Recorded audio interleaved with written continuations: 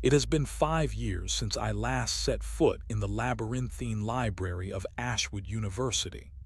The memories of that fateful day still linger, etched into my mind like scars on a well-worn book.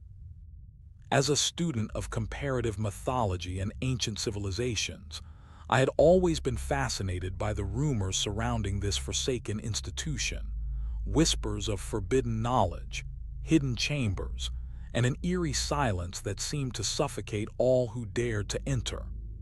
My curiosity got the better of me, and I found myself drawn back to Ashwood, driven by a morbid fascination with the unknown. Little did I know, my return would unlock secrets that would forever alter the fabric of my sanity. I arrived at Ashwood University on a chilly autumn morning, the crunch of fallen leaves beneath my feet echoing through the deserted corridors. The once majestic building now stood as a haunting monument to neglect and decay. As I stepped inside, a shiver ran down my spine, not from the cold, but from the feeling that I was being watched. The air inside was heavy with dust, and the flickering fluorescent lights cast eerie shadows on the walls.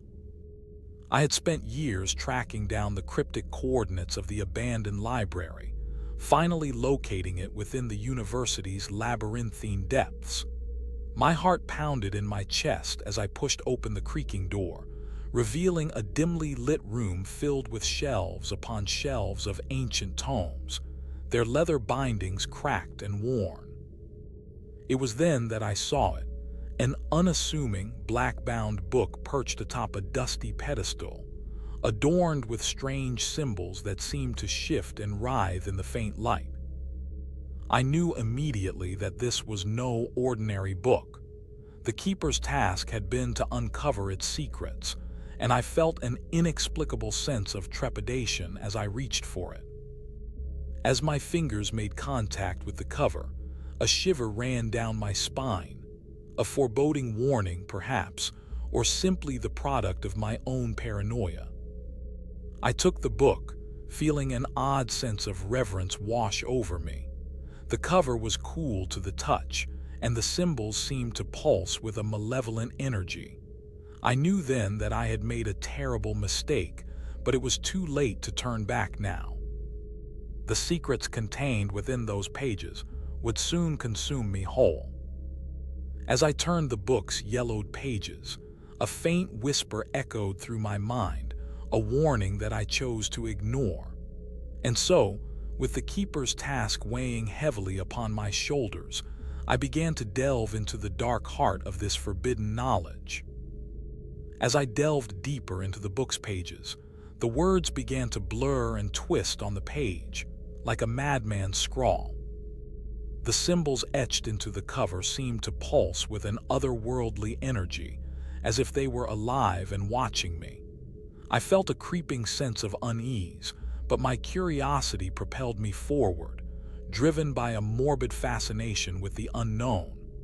The air in the room grew thick and heavy, like a physical presence that pressed against my skin. I tried to shake off the feeling, telling myself it was just the dusty atmosphere of the old library, but deep down, I knew it was something more. The book seemed to be exerting some kind of malign influence over me, drawing me deeper into its dark and twisted world. As I read on, the words began to sear themselves into my mind, branding me with their presence. I felt my grip on reality begin to slip, like sand between my fingers. The lines between dreams and reality blurred, and I found myself questioning what was real and what was just a product of my fevered imagination. I tried to focus on the text, but my eyes kept drifting back to the strange symbols etched into the cover. They seemed to be watching me, waiting for me to unlock their secrets. And then, it happened. A vision burst forth in my mind's eye, like a door slamming open in my brain. I saw myself standing in a dark, foreboding forest, surrounded by twisted trees that seemed to writhe and twist in the flickering moonlight. A figure loomed before me, its features indistinct, but its presence palpable.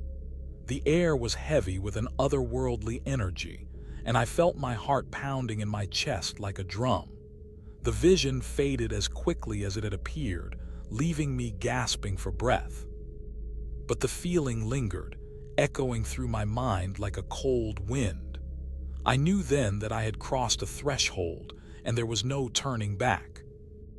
I spent the next few days poring over the book's pages, uncovering secrets that had lain dormant for centuries.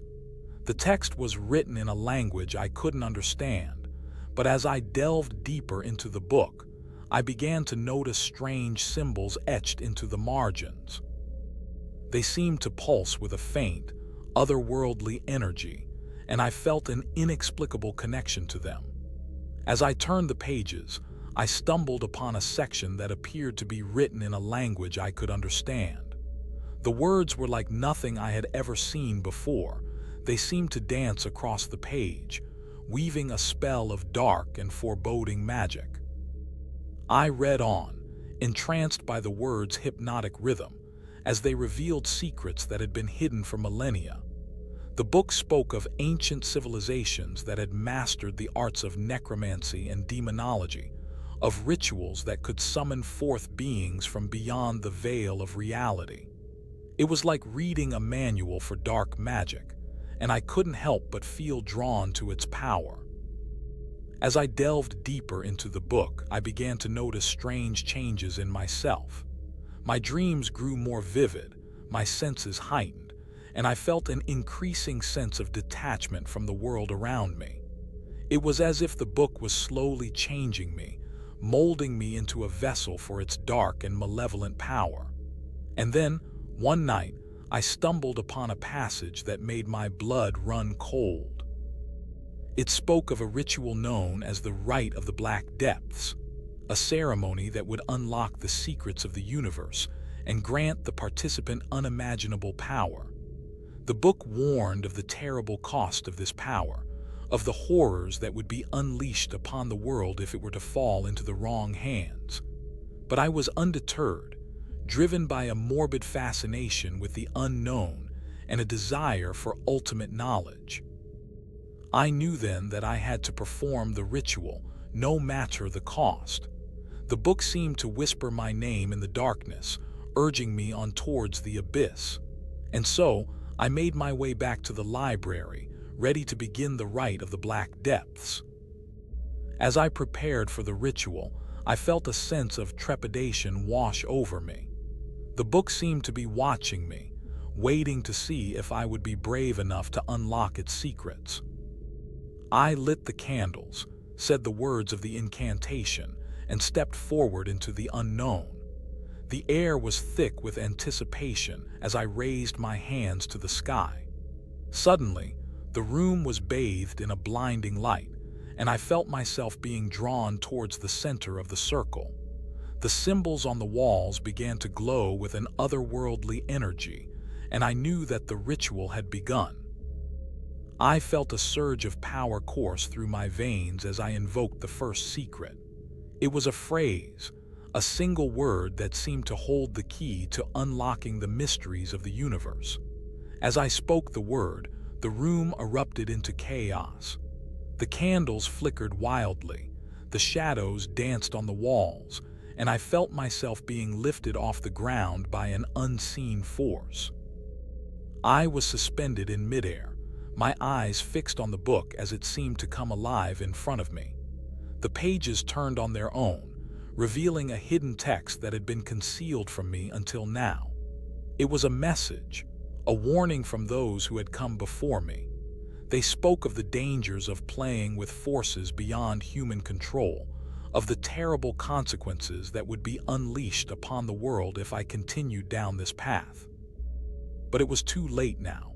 The die had been cast, and I had to see this through to its conclusion. I read on, my eyes drinking in the words as they revealed secrets that had been hidden for centuries. And then, suddenly, everything went black. When I came to, I was lying on the floor, the book still clutched in my hand. The room was silent, the only sound the soft whisper of the wind outside. I looked up at the book and saw that it had changed. A new message had been revealed, one that seemed to hold the key to unlocking the next secret. But as I read on, I realized that something was terribly wrong. The words were not mine, but rather those of another. And when I looked closer, I saw that they were written in blood. As I gazed upon the blood-stained page, a shiver ran down my spine. The words seemed to sear themselves into my mind, and I felt a creeping sense of dread. Suddenly, the room began to spin around me, like a carnival ride on steroids. Colors swirled together in a maddening dance, and I felt myself being pulled towards a vision that was both beautiful and terrifying. I saw a cityscape unlike any I had ever seen before. Towering spires and grand architecture seemed to stretch up to the sky, but they were twisted and gnarled, like something from a nightmare. The streets were empty, save for a figure in the distance, a woman with skin as white as marble and hair that flowed behind her like a river of night. She turned towards me, and our eyes met in a flash of recognition. I felt a jolt of electricity run through my veins, and suddenly I was transported to a world beyond this one. The woman's face was distorted, twisted into a grotesque grin. Her eyes seemed to bore into mine, filled with a malevolent glee. And then the vision shifted. I saw myself standing on a mountaintop, surrounded by a gathering of robed figures, their faces hidden behind masks of gold and silver. They spoke in hushed tones, their voices carrying on the wind. The words were indistinguishable, but their tone was unmistakable. They were discussing me and my role in some grand scheme. I felt a surge of anger and defiance, but it was quickly extinguished by a creeping sense of dread. For as I looked around at the faces before me, I saw that they were not human at all. They were creatures from the very depths of madness itself, twisted, corrupted beings who seemed to be made of shadow and smoke. And then, the vision faded, leaving me gasping for breath in the cold, dark library. The book lay open on my lap, its pages fluttering in the silence. I knew that I had been shown a glimpse of what was to come, a world of madness and terror, where I would be forced to confront the darkest corners of my own mind. As I sat in the dimly lit library, surrounded by the musty scent of old books and the faint whisper of forgotten knowledge, I felt a sense of unease growing within me. The vision had left me shaken, and I couldn't shake the feeling that I was being pulled deeper into a world of madness and terror. I knew that I had to delve deeper, to uncover the secrets that lay hidden within the pages of the book. But as I opened it again, I saw that the words had changed. The message was no longer in blood, but rather in a language that seemed to shift and writhe like a living thing. I felt a shiver run down my spine as I realized that I was not alone in the library. There were others here, lurking just out of sight.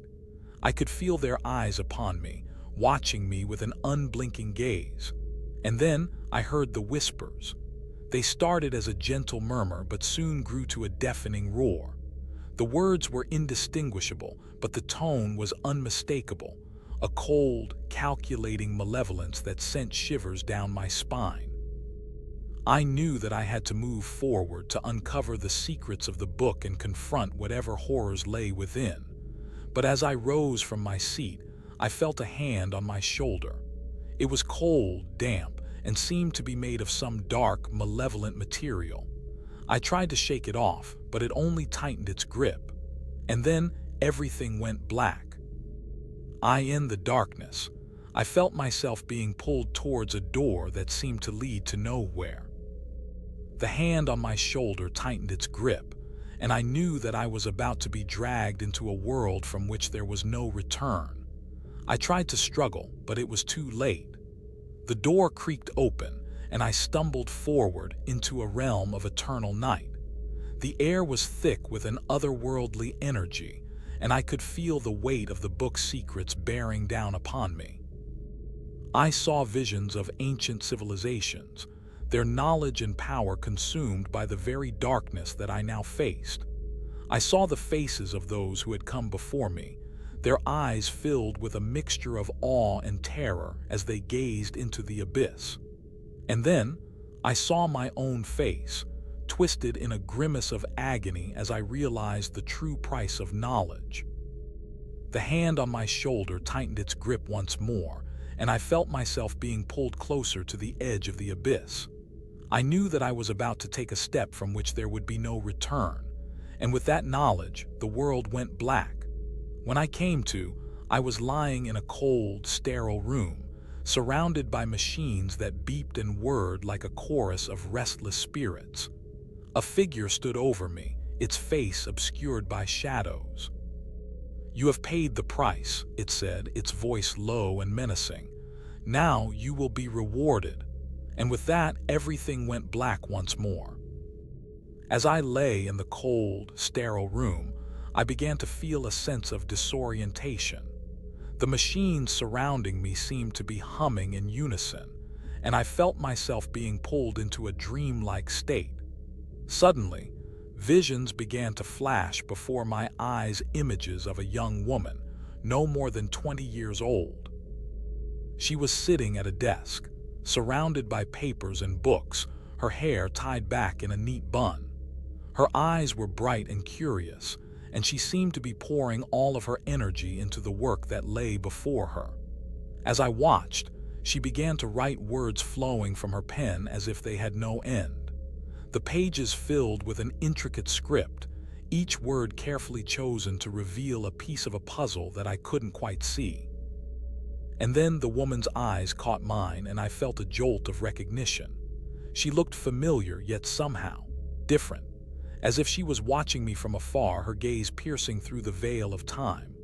The visions continued, each one revealing more of the keeper's past, a life marked by both triumph and tragedy. I saw her standing in a field, surrounded by loved ones. I saw her huddled alone in a dark room, tears streaming down her face. And with each new vision, the puzzle pieces began to fall into place. The keeper's story was one of loss and redemption, of a life lived for knowledge, yet cursed by its very nature. As the visions faded away, I felt myself being pulled back into my own body. The machines surrounding me fell silent, and I lay there, gasping for breath. But as I looked up at the keeper's face, now visible in the shadows, I saw something that made my blood run cold, a glimmer of recognition in her eyes, a hint that she knew me, that we shared a bond that went far beyond mere mortal understanding. The keeper's eyes locked onto mine, and I felt a jolt of electricity run through my veins. She reached out a hand, her fingers extended in a gesture that seemed to be both an invitation and a warning. I hesitated for a moment, unsure of what to do next. But then, something inside me snapped. I knew that I had to know the truth to unlock the secrets that lay hidden within the book's pages. The keeper nodded, as if she had expected my reaction. With a swift motion, she touched her fingers to mine, and a surge of energy coursed through me. The air around us seemed to vibrate with an otherworldly power, and I felt myself being drawn towards the book like a moth to flame. The pages began to turn on their own, revealing secrets that had been hidden for centuries. Ancient incantations, forbidden knowledge, all was revealed in a cascade of words and symbols that seemed to dance across the page. And then, as suddenly as it had begun, everything stopped. The energy dissipated, leaving me feeling drained and exhausted. But I knew that I had broken the seal, that I had unlocked the door to a realm that few mortals dared to enter. The keeper's face was inches from mine, her eyes blazing with an intense light. "Now," she whispered, "you will see." And with that, the room around us began to shift and distort, like a reflection in rippling water. I stumbled backwards, my vision blurring as the world around me seemed to unravel. When my sight returned, I found myself standing at the edge of a vast, dark lake. The keeper stood beside me, her hand still grasping mine. and on the lake's surface I saw a single word: beyond. As I gazed out across the dark lake, I felt a sense of trepidation wash over me. The keeper's grip on my hand remained firm, her eyes burning with an otherworldly intensity. "This is the threshold," she whispered, her voice carried away by the wind. "Beyond this point there is no turning back." With that, she pushed me forward and I stumbled into the water. The lake was icy cold, and I felt my breath catch in my throat as I waded deeper. But it was not the water that held me back, it was what lay beneath. Schools of glowing fish darted past my legs, their scales shimmering like stars in the darkness. And then I saw it, a city rising from the depths, its spires and towers reaching towards the sky like giants' fists. The keeper led me through the streets, her hand still grasping mine. We walked past people who seemed to be made of shadow and light, their faces shifting and flowing like the wind. They spoke in hushed tones, their voices barely audible above the whispers of the city itself. "We are the guardians," they said, "and you, mortal, are a trespasser." I felt a shiver run down my spine as we approached the city center, a great temple dedicated to the keeper of secrets and knowledge. The keeper pushed open the doors and I stepped forward into the unknown, and what lay within was nothing less than the very fabric of reality itself. As we entered the temple, I felt a sense of disorientation wash over me. The air was thick with an otherworldly energy, and I could feel the weight of centuries of secrets bearing down upon me.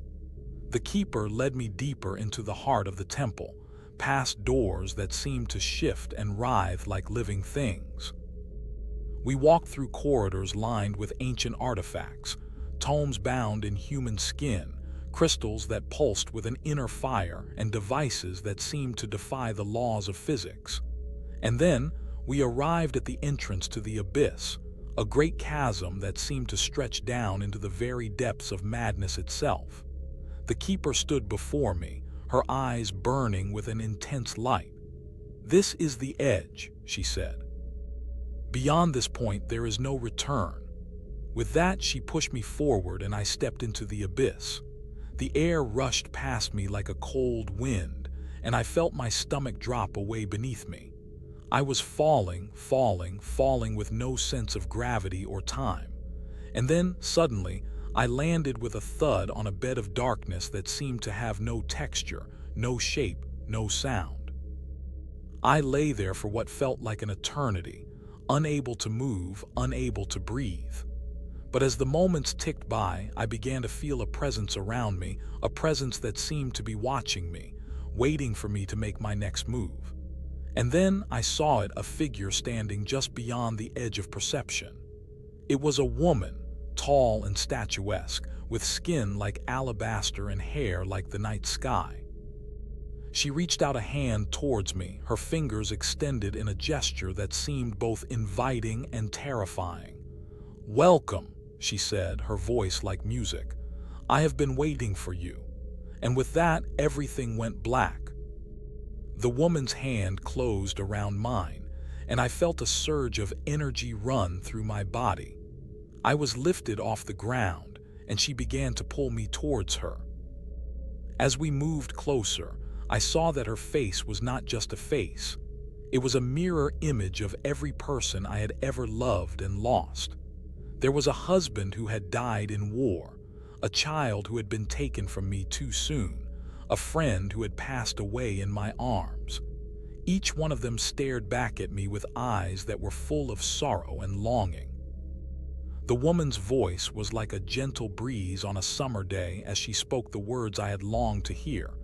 "You are not just a mortal," she said. "You are a thread in the tapestry of time. Your life has been woven from the very fabric of existence. Every moment, every decision, every breath you take is a part of something greater than yourself." As I listened to her words, I felt my mind expanding, my consciousness unfolding like a flower blooming in the sun. I saw the threads that connected me to everyone and everything, the threads of love, of loss, of hope, of despair. I saw the tapestry of time, intricate and complex, with every moment woven into its fabric. And at the center of it all, I saw myself, a small but vital part of the greater whole. The woman's grip on my hand tightened, and I knew that she was guiding me towards the final revelation. "You are not just a person," she said. "You are a doorway. A doorway to other worlds, other dimensions, other levels of existence.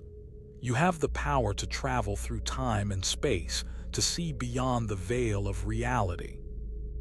As she spoke these words, I felt myself being pulled apart and put back together again, like a thread being rewoven into its original pattern. And when I looked down at my hands, I saw that they were no longer just mortal hands. They were doorways to the infinite possibilities of the universe.